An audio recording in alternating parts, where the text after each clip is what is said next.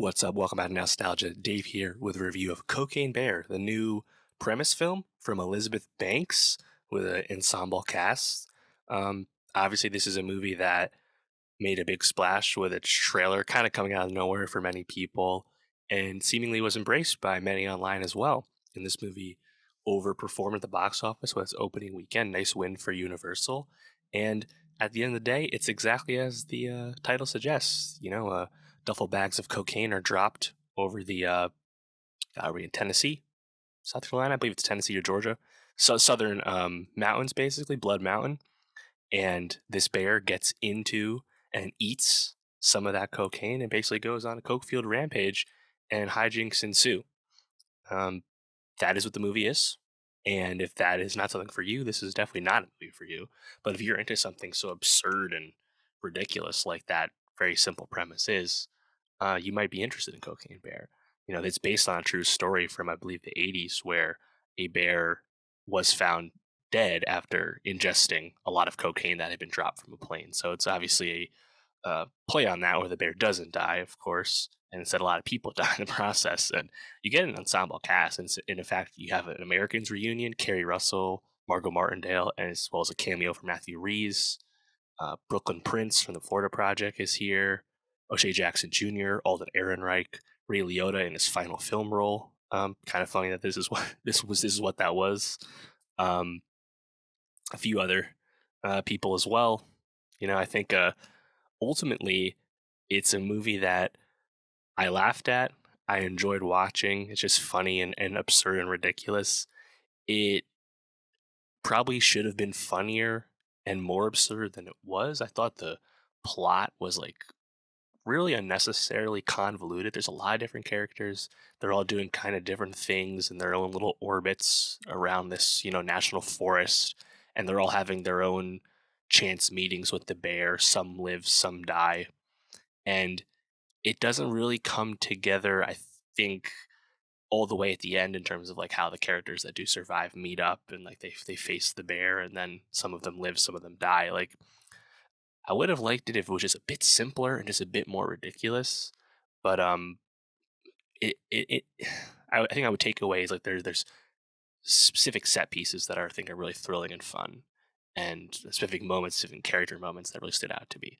Overall, I thought Alden Ehrenreich was pretty good in this as just like a beaten down, looks like shit drug dealer, son of a drug kingpin. Shout out Ehrenreich. Obviously, he's about to have a really big year in 2023. He's in this. He'll be in the Oppenheimer ensemble from Christopher Nolan. Obviously, we don't really know how big that role is. And then he's in Fair Play, the erotic finance thriller that Netflix picked up out of Sundance that got strong reviews. So shout out Alden Ehrenreich. I'm glad to see him back. He is a good actor, and he's good in this. O'Shea Jackson Jr., pretty solid. Isaiah Whitlock Jr. as a cop, I thought was really funny, really good. His moments with the drug guys, I think, was really good. This moment on a gazebo in the forest was quite effective. Margot Martindale as the park ranger is probably some of the funniest stuff in the film, and like there's this whole extended scene with the bear and these like punk kids, and then from there's this huge like chase scene, like race against the clock moment, where these EMTs come into the park not knowing what's going on, and there's this whole chase with the ambulance and things go wrong. That was really good and really thrilling. um Keri Russell doesn't have a whole lot to do as the mom of Brooklyn Prince. She's trying to save her daughter. That stuff's okay. Although I like the kids. I thought the young boy who's with Brooklyn Prince, he's really funny. Just has some really like frank, like sardonic line readings. Really good. Um, Ray Liotta is kind of doing Ray Liotta things. That like whole like piece of the story in terms of like, his like role as like this American drug dealer who needs to retrieve all this lost coke because of what he owes to the Colombians, blah blah blah.